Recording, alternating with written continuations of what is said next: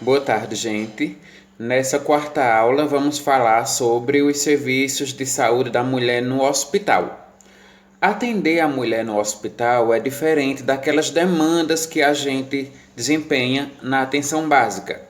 Porque enquanto a atenção básica ela trabalha mais com a questão preventiva e o tratamento dos problemas de saúde, no hospital nós vemos mais as questões reabilitadoras e também terapêuticas. Ou seja, quando a mulher já busca um atendimento em decorrência de um problema de saúde mais grave, que vai necessitar de um internamento hospitalar.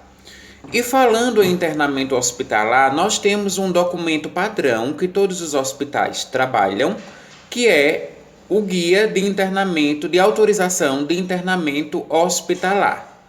Através do preenchimento desse guia, é que os profissionais ali do plantão, eles vão autorizar a admissão daquele paciente, ou no caso aqui da nossa disciplina, Saúde da Mulher, aquela paciente que chegar necessitando de internamento pelas diversas causas possíveis pelas quais ela vai necessitar de um cuidado mais intensivo, ou seja, de um cuidado, de uma equipe ali com ela constantemente 24 horas, dando assistência, dando suporte e fazendo toda aquela rede de cuidados hospitalares voltados para a mulher. No hospital são admitidos os casos mais complexos e as situações diversas, conforme a classificação. As mulheres elas podem ser internadas por causas clínicas, por exemplo, devido a um AVC, devido a uma crise hipertensiva, devido a problemas neurológicos, problemas gastrointestinais, respiratórios, enfim. A mulher ela também pode ser interna devido a problemas obstétricos, quando essa mulher, por exemplo, entra em trabalho de parto e permanecerá ali durante aquele período da partogênese dela, ou seja, o período em que ela vai esperar, né, que haja todas aquelas fases, que a gente vai estudar também em uma aula específica, as fases do período do parto. Então, essa mulher vai necessitar de internamento para poder ela passar, desenvolver todas aquelas fases do trabalho de parto, a expulsão, a decídua, a apresentação da criança, o nascimento em si e depois o internamento no alojamento conjunto, que a gente vai falar dessa aula de parto mais específica, tudo sobre parto, em outras aulas nos próximos sábados. Mas as situações obstétricas, elas também fazem com que muitas mulheres sejam internadas para receber assistência médica hospitalar. E temos também as demandas que chegam para o serviço de urgência e emergência. Por exemplo, aquelas mulheres que chegam com urgência e emergência obstétrica, eclâmpsia, pré-eclâmpsia, que é quando essa pressão dela sobe muito. Então, a pressão alta na gestante ela é um fator de risco para desenvolvimento de abortos, de complicações maternos e neonatais. Por exemplo, mulheres também que chegam envenenadas ao serviço de urgência e emergência, intoxicação exógena, ou seja, tentativas de suicídio, como a gente tem visto e debatido muito nesse Setembro Amarelo. É muito comum os hospitais e os setores de urgência e emergência receberem essas mulheres em situação extrema e que vai necessitar de uma intercorrência maior e intensiva daqueles profissionais do plantão. O hospital é o ambiente que resolve cerca de 15% dos problemas de saúde. Nós vimos na aula anterior que a atenção básica ela resolve a maior parte dos problemas de saúde da mulher. Cerca de 80% dos problemas de saúde são resolvidos na atenção básica. Aqueles problemas que não são sensíveis à atenção básica, ou seja, que têm maior complexidade, serão encaminhados para o hospital, que resolve até 15% dessas demandas. E, claro, no hospital nós temos cuidados especializados e intensivos. Falar um pouquinho agora sobre alguns serviços de saúde da mulher no hospital. No alojamento conjunto. O que é o alojamento conjunto? É um espaço de internação da puérpera destinado para acolher o binômio mãe e filho. Então, logo em seguida ao parto, Mãe e filho ficarão no mesmo ambiente, no quarto, né, ou no enfermaria comum, onde vai ter ali o bercinho da criança e vai ter o leito da mãe. E aquela criança ela vai estar em contato constante com a mãe, principalmente pela questão da amamentação. E nesse quarto de internamento nós chamamos de alojamento conjunto. Conjunto porque a gente considera o binômio mãe e filho que estarão internados no mesmo ambiente. E alojamento porque não deixa de ser uma estadia, não é? Ou seja, a mulher e a criança estão hospedadas, entre aspas, estão internadas ali naquele ambiente para que possa haver os cuidados imediatos após o nascimento da criança. E aí, o que é que nós, enquanto equipes de enfermagem, fazemos no alojamento conjunto? Primeiro, monitoramento e vigilância. Está atento, está vigilante, está acompanhando ali o passo a passo daquela mulher, não é? E daquele bebê. Aferição dos sinais vitais, muito importante, medir temperatura da criança e da mãe, medir a pressão arterial da mãe, muito importante avaliar a oxigenoterapia, para verificar através do oxímetro de pulso. O oxímetro é aquele aparelhozinho que a gente coloca no dedo do paciente, para verificar a saturação de oxigênio, para ver se aquele paciente está saturando bem ou não. Se não estiver saturando bem, vai necessitar de um aporte de oxigênio, ou seja, de uma fonte de oxigênio ali para auxiliar nessa questão da ventilação. Fazemos também glicemia, porque algumas mulheres que desenvolvem diabetes na gestação poderão levar para a fase do puerpério esse problema de saúde, e por isso é importante a gente aferir a glicemia tanto na mulher como no bebê. Por quê? Bebês de mães diabéticas, eles podem desenvolver ali nas primeiras horas de vida quadros de hipoglicemia, que é quando a glicemia sanguínea ela se encontra a níveis abaixo de 50.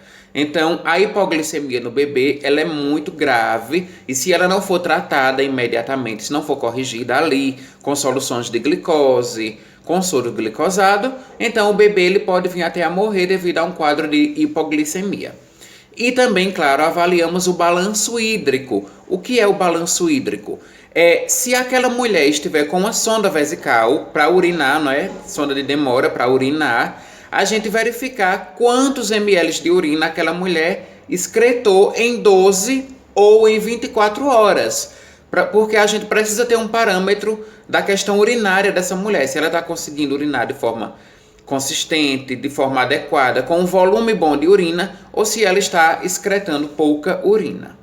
Outros cuidados no alojamento conjunto são higiene da puérpera, né, e do neonato. Então a primeira coisa assim que o bebê nasce é o banho, né, de preferência um banho de banheira ou de aspersão com a duchinha, né, na banheira, para retirar toda aquela sujidade, todas aquelas secreções do parto e com isso promover essa higiene no bebê e também o banho de aspersão na mãe, que é o banho de chuveiro comum.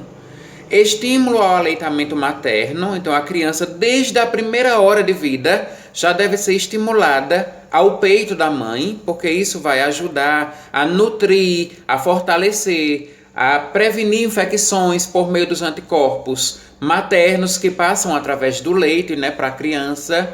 Outra coisa, a administração das primeiras vacinas do bebê. Quais são as primeiras vacinas do bebê? A BCG, que protege contra as formas graves da tuberculose, e nós temos a vacina de hepatite B, que também é administrada na criança. A vacina BCG ela é feita por via intradérmica, ou seja, o biselzinho ali da seringa, não sei se vocês já pagaram fundamentos, se já viram essas técnicas de administração de medicamentos, mas o biselzinho da seringa na vacina BCG fica bem superficial, para que aquele líquido da vacina seja administrado naquela pelezinha, entre a pele, a epiderme e a derme, nessa regiãozinha aqui do braço, né, do deltoide da criança, é onde é feita a BCG, e forma ali uma pápulazinha, que é uma bolhazinha bem característica da vacina. E a vacina hepatite B, que é administrada na coxa, né, no vasto lateral da coxa, do recém-nascido, que vai proteger a criança contra a hepatite B. Outras ações no alojamento conjunto são coleta de material para o teste do pezinho, que é muito importante o teste do pezinho. Quando vocês forem pagar a saúde da criança, vocês vão ver tudo sobre o teste do pezinho.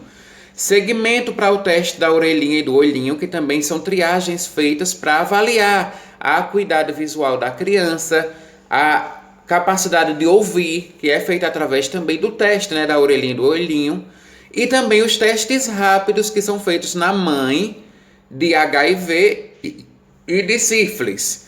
Os testes rápidos, eles são muito importantes porque vai detectar a presença ou do HIV ou da sífilis durante o pós-parto, se por acaso não tiver sido identificada essa situação no pré-natal. Outras ações e serviços de enfermagem no hospital, para a saúde da mulher, é na questão da urgência e emergência obstétrica. A situação de urgência e emergência obstétrica é uma situação em que coloca em risco a vida da gestante e do concepto, ou seja, o bebê. E essas situações, elas necessitam de uma intervenção imediata, porque, sendo uma situação de urgência e emergência obstétrica, pode haver ali a morte da mãe e do bebê se não houver os primeiros socorros imediatos. Então, a primeira coisa que precisamos entender é que devemos reconhecer os sinais e sintomas obstétricos. Por exemplo, mulheres que desenvolvem alguns problemas na gravidez, sangramentos, amniorrex prematura é quando há ali o rompimento da bolsa, antes do tempo, e aí a mulher acaba perdendo líquidos antes do tempo e também sangrando. Isso é uma situação de urgência e emergência obstétrica. Temos o descolamento prematuro da placenta, é quando essa placenta ela se descola ali do fundo do útero e ao se descolar ela vai ocupar aquela região inferior ao útero, do útero. Nós vimos na primeira aula de saúde da mulher, eu mostrei para vocês a anatomia e fisiologia do sistema reprodutor feminino e sabemos que o útero ele é dividido em fundo, corpo e colo. A placenta ela está inserida no colo, a placenta está inserida no fundo e no corpo, que é aquela porção mais superior do útero. Quando ocorre um descolamento da placenta, a placenta se desprende ali daquela região e passa a ocupar a parte de baixo, ou seja, a parte inferior do útero, que a gente chama colo do útero. E essa é uma situação de extrema gravidade e urgência, porque quando há esse descolamento da placenta, significa que há uma interrupção do sangue para o feto. Se o feto não recebe sangue, então ele poderá entrar em sofrimento fetal e morrer. Temos que ter atenção também a mulheres gestantes que chegam na unidade de emergência com crises hipertensivas. Então, aquela mulher que já tem uma pressão arterial acima de 15/9 já é considerada fator de risco. Aquela mulher que chega a uma pressão arterial 18/11, ela já está em um quadro de eclâmpsia, que é quando há um aumento exacerbado da pressão arterial dela e devido a esse aumento, ela poderá ter um aborto, ela poderá ter uma crise convulsiva, ela poderá ter até mesmo uma mortalidade ali devido a um aumento pressórico importante. Então, tudo isso a gente verifica nessas situações de urgência e emergência obstétrica. E, como cuidados básicos nessas situações, nós temos monitorar os sinais vitais, instalar a sonda vesical, que é a sonda vesical quem instala é o enfermeiro, mas vocês, técnicos de enfermagem, auxiliam ali no preparo do material. Então, se é uma sonda vesical de demora, vocês sabem que vai necessitar ali dos materiais básicos, como a sonda, a bolsa coletora de urina, água destilada, seringas, lidocaína, que é o gelzinho que vai lubrificar ali para poder haver a passagem da sonda. Então, vocês auxiliam nesse preparo dos materiais para a sondagem. Outros cuidados de enfermagem nas situações de urgência e emergência obstétrica. Oxigenoterapia. As mulheres que chegam com insuficiência respiratória, por exemplo, agora na pandemia do Covid, é comum que gestantes que contraíram o vírus desenvolvam insuficiência respiratória. Então, elas vão necessitar de um suporte de oxigênio através de uma máscara de Venturi ou uma máscara não reinalante, que são fontes de oxigênio quando a gente coloca assim na face da mulher, né? Essa máscara pegando essa região nasal e bucal, então a mulher ela vai começar a inalar aquela fonte de oxigênio e vai melhorar essa função respiratória dela. Instalar a sonda nasogástrica também é um procedimento do enfermeiro com o auxílio de vocês, que preparam o material de sondagem. Por exemplo, uma mulher chegou com intoxicação exógena, chegou envenenada. Gestante que tentou suicídio, tomando muitos comprimidos de uma só vez e chegou desacordada ali na unidade de emergência, vai necessitar de uma sondagem rápida, uma sonda que vai do nariz até o estômago e depois vai ser feita uma lavagem gástrica com soro fisiológico para poder que haja ali a volta, a retenção ali daqueles medicamentos, daquelas substâncias que ela ingeriu para que possa salvar a vida dela. Então vai necessitar dessa sondagem também. Realização de exames, por exemplo, mulheres que chegam com quadros de eclâmpsia precisam fazer um exame de urina para verificar ali a presença de proteínas na urina. E aí o técnico de enfermagem vai e acompanha a gestante para realizar esse exame, dá as orientações devidas e pede para que a mulher faça a coleta de urina ali no potinho estéril. E claro, administramos medicamentos. Sulfato de magnésio é muito utilizado como hipotensor. E também nos quadros de eclâmpsia grave, a mulher desenvolvendo crise convulsiva devido a um aumento exagerado da hipertensão arterial. Então o médico prescreve logo sulfato de magnésio, que é um medicamento muito importante para controlar tanto a crise hipertensiva quanto a crise convulsiva. Administração de anti-hemorrágicos, então são medicamentos que vão conter e controlar o sangramento da mulher. Nós vimos, que nas situações de descolamento prematuro de placenta e nas situações de abortamento, a mulher está abortando, existe muito a questão de sangramento, ela perde sangue em grande quantidade ali pelo canal vaginal e por isso o médico ele vai prescrever alguns anti-hemorrágicos, como, por exemplo, a própria vitamina K, que age como um fator de coagulação e é um anti-hemorrágico para conter ali o sangramento da mulher. E temos alguns outros medicamentos de urgência e emergência obstétrica, como o metildopa, que também é um hipotensor para baixar a pressão da gestante. Agora, falar um pouquinho sobre internação da mulher por causas clínicas.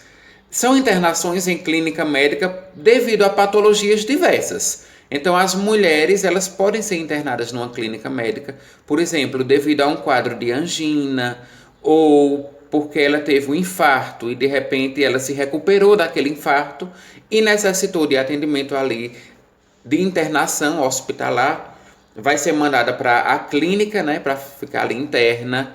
E também diversos outros problemas de saúde, como respiratórios, problemas hepáticos, problemas gastrointestinais, problemas neurológicos, que também vão requerer ali internamento para a mulher.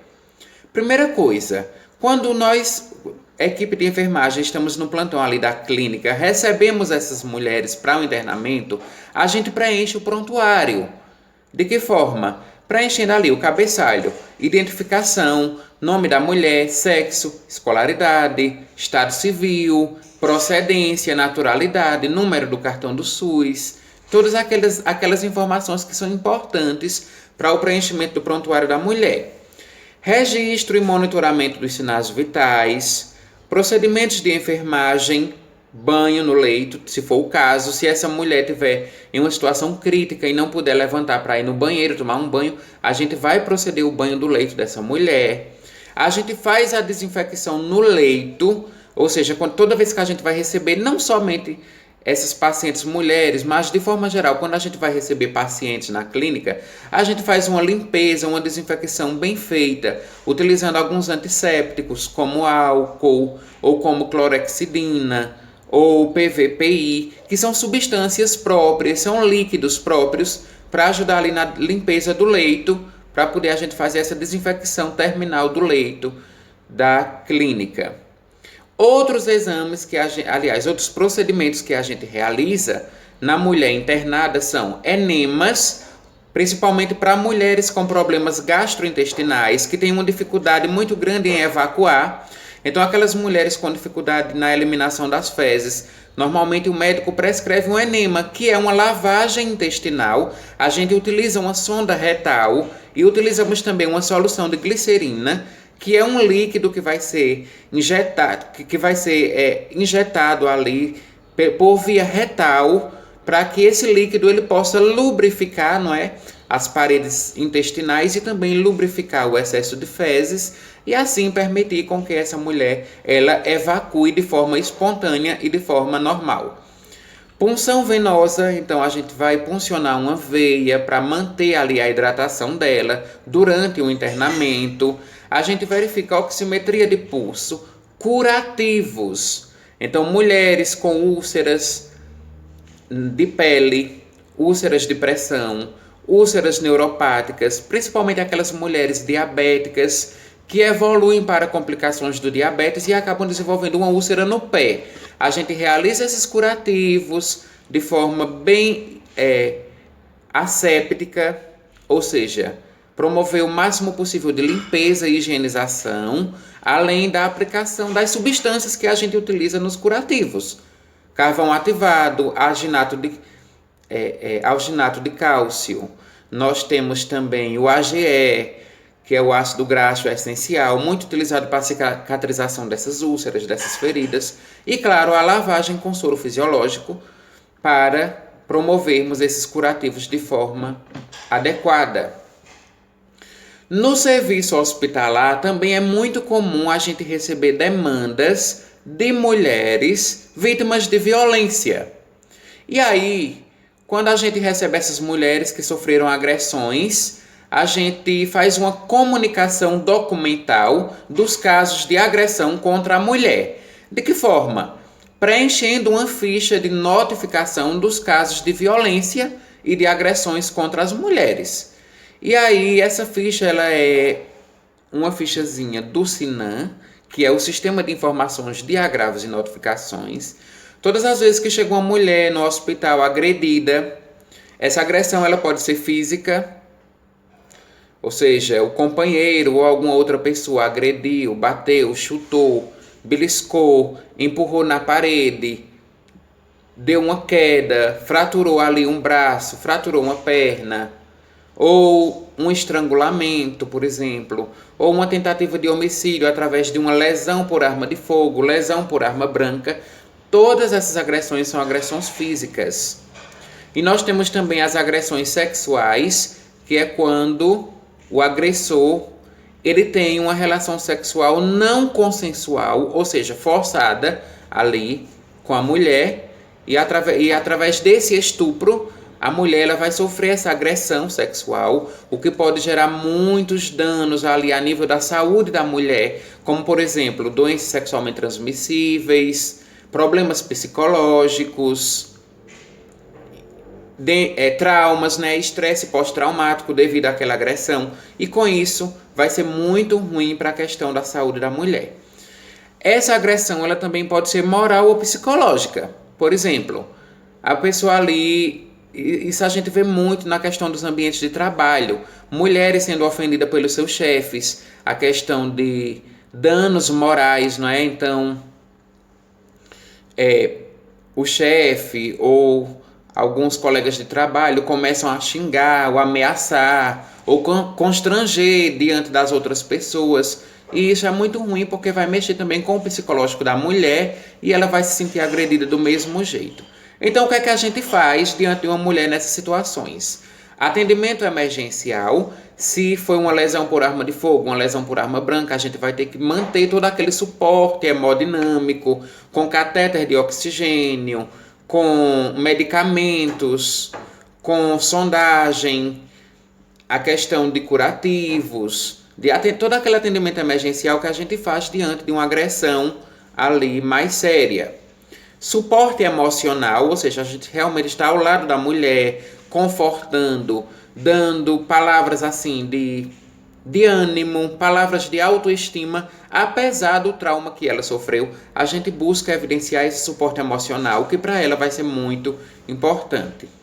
E encaminhar para fazer os exames complementares. Então, por exemplo, se a mulher sofreu agressão sexual, ela vai ter que ser submetida ao exame de HIV, ao exame de hepatites, ao exame de sífilis, para ver se houve ali o contágio de algum agente infeccioso.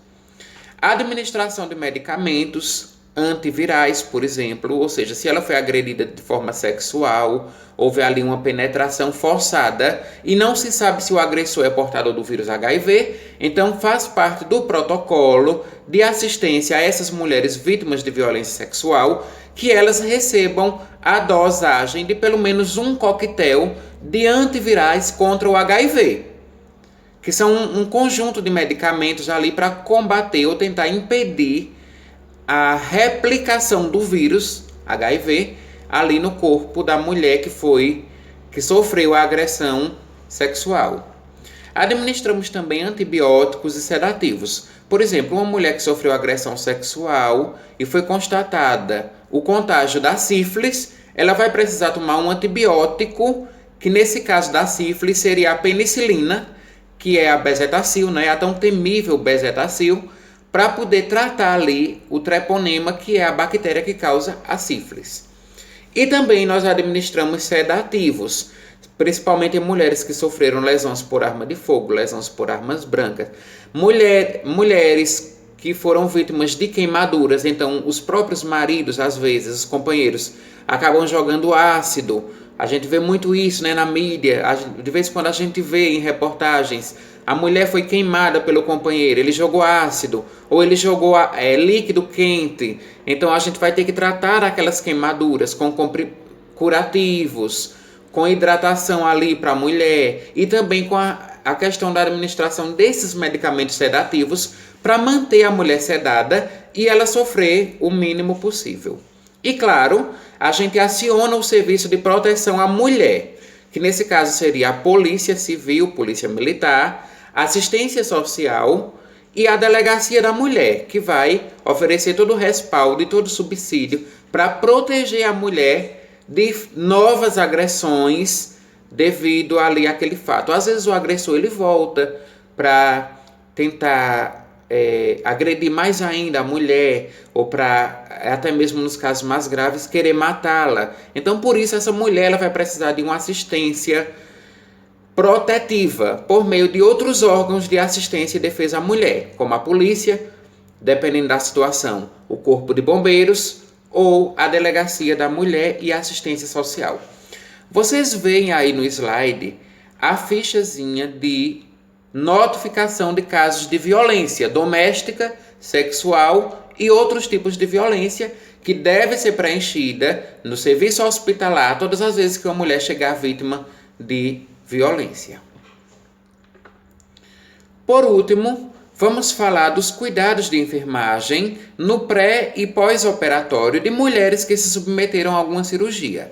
Então, são mulheres que às vezes, devido mesmo a um quadro de agressão mesmo física, essa mulher ela vai ser submetida a uma cirurgia reparadora. Por exemplo, o companheiro agredindo a mulher deu muitos socos no rosto e deixou a mulher desfigurada. Ou seja, houve fraturas ali na base do crânio, houve fraturas no nariz, fraturas de mandíbula, de maxilar aqui nessa região da face, e a mulher vai precisar ser submetida a cirurgias reparadoras ou cirurgias plásticas para poder reconstituir esse tecido facial. E aí, nesses casos, nós, enquanto equipe de enfermagem, atuamos também na assistência dessa mulher cirurgiada. De que modo? Prestando controle hemodinâmico, ou seja, monitorando sinais vitais, a pressão arterial dessa mulher, o pulso, a temperatura, ver se essa pressão dessa mulher não está decaindo, porque logo em seguida há uma cirurgia. Isso vale para qualquer paciente, qualquer situação de cirurgia ali. Um quadro de hipotensão pode gerar outras complicações ali pós-operatórias. Então, por isso que a gente tem que ter esse controle hemodinâmico, sempre verificando a pressão arterial para acompanhar ali se está havendo um quadro de hipotensão. Também haver o controle respiratório, então essa pessoa que saiu do centro cirúrgico, ela vai precisar de um suporte de oxigênio, um suporte ventilatório maior. E aí vai entrar todas aquelas fontes de oxigênio, as máscaras de inalação, os catéteres, ou até mesmo a intubação, que nesse caso da intubação é um procedimento feito pelo médico ali no ambiente hospitalar e que nós, a equipe de enfermagem, avaliamos ali a questão respiratória no respirador que está ali acoplado, ou seja, está conectado ao tubo, né, da paciente para que ela possa receber aquela ventilação mecânica. Então a gente faz todo esse controle, a gente verifica se as máscaras elas estão bem colocadas na face da mulher, a gente verifica o fluxo de oxigênio. Por exemplo, a mulher tem que receber até 5 litros de oxigênio, então a gente vai lá no reloginho que controla esse fluxo, essa passagem de oxigênio, e a gente vai fazer esse controle respiratório, claro, avaliando sempre também a frequência respiratória da mulher, que no adulto essa frequência respiratória ela deve ficar entre 16 e 25 respirações por minuto. A gente vai lá e conta para ver se a mulher está respirando de 16 a 25 vezes em um minuto. E caso haja alteração nesses valores, a gente comunica imediatamente ao médico e a gente registra no prontuário. Fazemos o balanço hídrico, que é quando a gente anota quantos ml de urina a mulher secretou ali em 24 horas ou em 12 horas, e a gente administra os medicamentos prescritos. E claro, muita vigilância e proteção ali para aquela mulher que veio do centro cirúrgico e que está sob os nossos cuidados, porque uma pessoa que foi submetida a uma cirurgia, ela pode desenvolver algumas complicações pós-operatórias, e aí nós da equipe de enfermagem, que é quem estamos com essa paciente 24 horas, é quem vamos observar sinais de complicação para poder que a gente possa intervir e acionar a equipe médica. Bom, essa aula sobre cuidados de enfermagem à saúde da mulher no hospital, ela foi um pouquinho mais complexa, porque eu usei alguns termos técnicos que a gente usa para se referir a algumas coisas aqui. Mas para isso tem a nossa aula para a gente ir esclarecendo e tirando dúvidas. Então, se restar alguma dúvida dessas explanações nossas, tanto dessa aula de agora como da primeira aula sobre saúde da mulher na comunidade, vocês podem me perguntar que eu estarei esclarecendo todas essas dúvidas para vocês, certo? Tem uma atividade que vocês vão responder, enviar para mim o gabarito, que vai valer a frequência da nossa aula de hoje. Obrigado a todos e até a próxima aula.